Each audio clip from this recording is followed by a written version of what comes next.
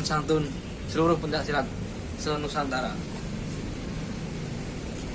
Oke, video saya kali ini saya akan menjelaskan banner di belakang saya ini. Mulai dari sini, ini Ngabei Surodiwiryo, dan di sampingnya Ki Hajar Harjo Utomo, dan di sampingnya lagi Raden Mas Sutomo Mangkujoyo. Sebelah kanannya lagi Raden Mas Imam Kusutaan. Sebelah kanannya lagi Haji Darmaji Budi Harsono. Oke, kembali ke awal. Itu Ki Ngabei Surodiwiryo. Tahu nggak sih sejarahnya Ki Ngabei Surodiwiryo dan semasa hidupnya beliau sampai bisa mendirikan Setiahati pada tahun 1903. Masih bersama channel Monyeng Kucir 22 Los Garemet.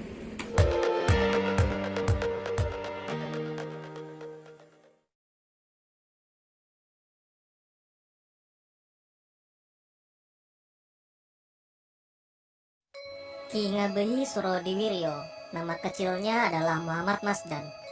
Beliau dilahirkan pada tahun 1876 Masehi.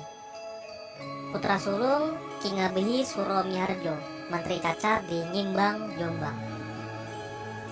Ki Ngabei Suromiharjo adalah saudara sepupu dari R.A.A. Suronegoro, Bupati Kediri saat itu. R.A.A. Suronegoro adalah keturunan Bupati Gresik, Jawa Timur. Ki Ngabei Surodiwiryo adalah salah seorang keturunan Bathara Katong yang dimakamkan di Ponorogo.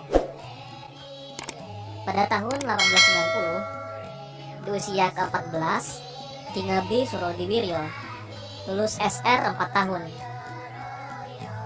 Kemudian diambil sebagai putra oleh pamannya, yaitu Ki Ngabei Sumodiprojo. Pada tahun 1891, di usia ke-15 tahun, Ki Ngabei Surodiwiryo disuitakan kepada seorang kontrolir BB yang diberi pekerjaan sebagai magang juru tulis. Ki Ngabei Surodiwiryo bertempat tinggal serumah dengan tuan kontrolir di Jombang, mendapat pakaian dan makan. Beliau diserahi tugas mengawasi atau momong putra tuan kontrolir yang masih kecil setelah pulang dari kantor. Di waktu istirahat, pada sore hari, Ki Ngabei Surodiwiryo mengaji agama Islam di Pondok Tebuireng, Jombang. Selain mempelajari agama, beliau dan teman-temannya juga belajar pencak silat pada beberapa orang guru pencak. Pada tahun 1982, Tuan Kontrolir dipindah ke Bandung beserta Ki Ngabei Surodiwiryo dan tetap bertempat tinggal di loji kontroliran. Di daerah Pariangan inilah Ki Ngabei Surodiwiryo berkesempatan menambah kepandaian pencaksilat dari beberapa pendekar selama 1 tahun. Beliau adalah orang yang cerdas karena berbakat dan berkemauan keras serta dapat berpikir cepat, maka beliau dapat menghimpun bermacam-macam langkah permainan pencaksilat seperti permainan Cimande, Cikalong, Cipetir, Cibaduyut, Cimalaya, Ciampea, dan Sumbedangan. Pada tahun 1893, Tuan Kontrolir dipindah ke kota yang lebih besar, yaitu Betawi, Jakarta. Ki Ngabei Surodiwiryo turut pindah beserta keluarga kontrolir, dan tugasnya pun masih tetap sama, seperti yang di Jombang dan di Bandung. Di kota Betawi ini, Ki Ngabei Surodiwiryo dapat mempergunakan waktu yang singkat selama 1 tahun untuk menambah pengetahuannya, antara lain belajar permainan Betawen, kue tangan, monyetan, dan toya. Pada tahun 1894, Tuan Kontrolir diangkat sebagai asisten presiden di Bangkahulu. Ki Ngabehi Surodiwiryo yang saat itu berusia 18 tahun ikut serta pindah ke Bangkahulu. Kurang lebih dari 6 bulan kemudian, pada tahun 1984, Tuan Kontrolir diangkat sebagai asisten presiden tetap dan dipindahkan ke Kota Padang, Sumatera Barat.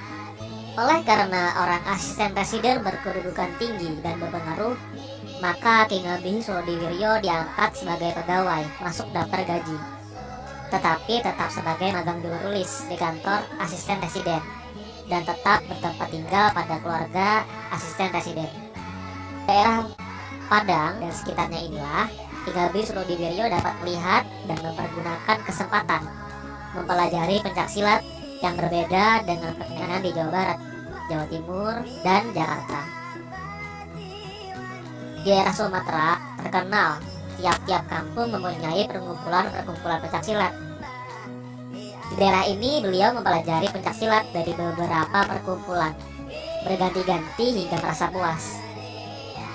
Di samping belajar pencaksilat, beliau pun mendapat pelajaran ilmu kebatinan, di mana pelajaran ilmu kebatinan terdapat 2 macam, yaitu ilmu kebatinan berdasar pada Tuhan, dan kedua, ilmu kebatinan yang menuju ke arah kerukunan bersama. Pada suatu hari, Tuan Asisten Presiden memberitahukan kepada Ki Ngabehi Surodiwiryo bahwa ia akan segera berangkat cuti menuju Belanda pada tahun 1896. Ki Ngabehi Surodiwiryo yang masih berusia 20 tahun saat itu ingin sementara waktu tinggal di Padang untuk menyelesaikan pelajaran pencaksilat maupun ilmu kebatinan.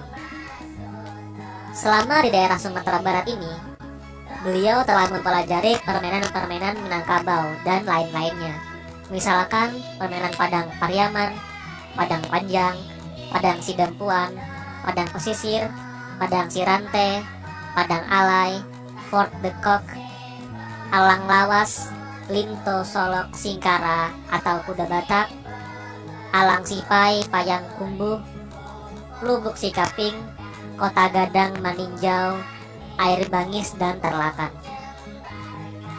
Di daerah tersebut, salah satu gurunya adalah Datuk Rajo Batuah.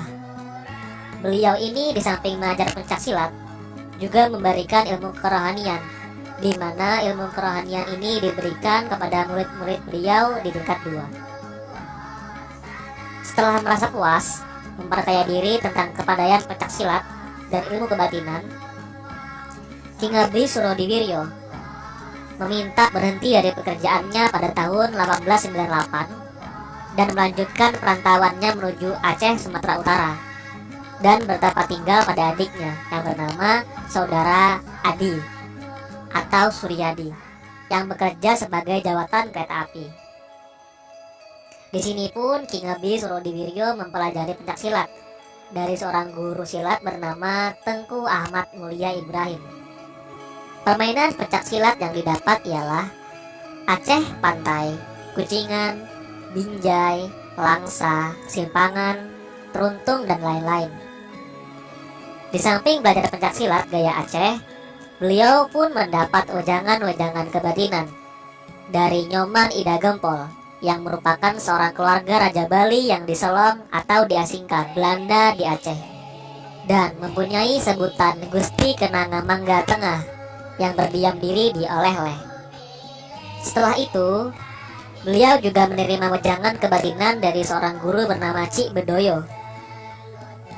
Dengan sabar dan tekun, Ki Ngabehi Surodiwiryo tidak pernah merasa bosan mencari ilmu untuk diperbandingkan yang dianggap baik, dihimpun sebagai bekal hidupnya di dunia sampai di akhirat. Akhirnya, pada tahun 1900 Masehi, Ki Ngabehi Surodiwiryo pulang menuju Betawi dan Bandung. Bagaimana cara penghidupannya tidak diceritakan. Kemudian pada bulan puasa tahun 1902, beliau pulang ke Surabaya. Barulah beliau kawin dengan Ibu Saryati Surodiwiryo pada tahun 1905 di Surabaya. Saat itu Ibu Saryati berumur 17 tahun dan Ki Ngabdi Surodiwiryo sudah berusia 29 tahun. Dari perkawinan itu lahirlah 5 orang anak, 3 orang putra dan 2 putri. Tetapi kelima anak itu semuanya meninggal sewaktu kecil. Kisah perantauan Ki Ngabdi Surodiwiryo diuraikan oleh beliau sendiri kepada beberapa saudara SH di waktu mereka berkunjung ke Winongo, Madiun, untuk mendapat keterangan sumber-sumber kepandaian pencaksilat maupun ilmu kebatinan yang beliau tekuni. Ki Ngabdi Surodiwiryo mendapat kepandaian pencaksilat maupun ilmu kebatinan dengan susah payah dan kerap kali mendapat percobaan-percobaan bertanding. Tidak saja dengan teman latihannya, tetapi juga dengan orang-orang yang sombong. Ki Ngabdi Surodiwiryo memang seorang pemberani dan keras hati. Sebelum beliau mendapat ilmu-ilmu kebatinan, beliau sering mendapat musuh dan terjadi perkelahian yang sama-sama menggunakan ilmu pencaksilat. Karena ilmu pencaksilat beliau yang mumpuni, ditambah lagi ilmu yang didapat di Sumatera Barat, Jakarta, Jawa Barat, dan Jawa Timur, maka beliau dapat selamat dari perkelahian-perkelahian tadi. Setelah beliau mendapat wejangan-wejangan kebatinan, maka beliau mulai mengurangi melayani perkelahian-perkelahian yang sekira tidak menyinggung perasaan. Dalam menerima ilmu kebatinan yang disertai pelajaran-pelajaran pencaksilat, beliau harus berjanji untuk berbuat kebajikan yang diperkuat dengan sumpah. Setelah Ki Ngabdi Surodiwiryo pulang ke Surabaya, beliau dapat pekerjaan sebagai polisi distrik Wonokromo. Sebagai seorang anggota polisi penjaga keamanan, beliau kerap kali mendapat ujian-ujian. Beliau dapat menangkap orang tahanan yang melarikan diri sambil mengamuk dengan orang-orang yang dijumpai di jalanan. Beliau juga sering menangkap pencuri-pencuri dan juga penjudi dadu. Kemudian beliau dipindah sebagai anggota kepolisian di Surabaya. Di sini tugasnya lebih berat. Beliau lebih kerap kali harus menantramkan dan menangkap orang-orang Madura yang berkelahi. Pernah juga dapat tugas menggerebek seorang penjudi dari Tionghoa. Dan beliau pindah ke rumah perjudian Tionghoa yang berpagar tembok tinggi.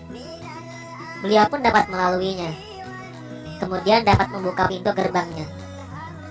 Beliaulah yang mendahului rombongan-rombongan teman polisinya memasuki rumah itu. Salah seorang yang menjaga rumah perjudian itu menolak polisi memasuki rumah. Secara sombong, jagoan itu akan melawan, tapi dapat ditenteramkan.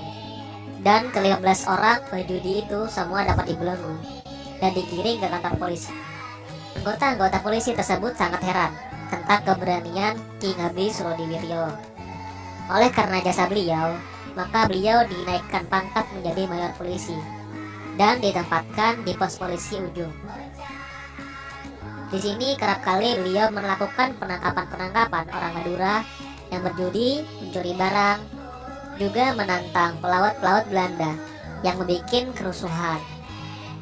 Sesekali terjadi perkelahian, di mana para pelaut Belanda yang bertubuh besar dan tinggi tidak suka disuruh pergi dari tempat yang dibuat rame-rame. Setelah pergulatan, para pelaut itu dilemparkan ke sungai Kalimas. Lalu mereka keluar dari air dan segera pergi. Pada waktu itu, Ki Ngabdi Surodiwiryo bertempat tinggal di Kampung Tambak Gringsing pada tahun 1903 Masehi. Beliau kemudian membentuk persaudaraan yang anggotanya disebut Sedulur Tunggal Kecer dan permainan pencaksilatnya yang disebut sebagai Joyo Gendilo. Kemudian diganti namanya menjadi Setia Hati pada tahun 1917, dan pada tahun 1944 beliau memberikan pelajaran yang terakhir di Balong Ponorogo. Kemudian beliau jatuh sakit dan akhirnya wafat pada hari Jumat Legi 10 November 1944 di kediaman beliau. dan dimakamkan di Winongo, Madiun. Sebelum meninggal, beliau berwasiat kepada saudara Esa yang ada pada saat itu, di mana beliau berkata, "Poro putu-putuku, podo sedulur kabeh, akur lan jaga setia hati. Padangno dalanku, jembarno kuburku." Yang tidak lain artinya, wahai murid-muridku, wahai cucu-cucuku, semua kalian adalah saudara. Saling akur dan jagalah setia hati. Terangkanlah jalanku, luaskanlah kuburku.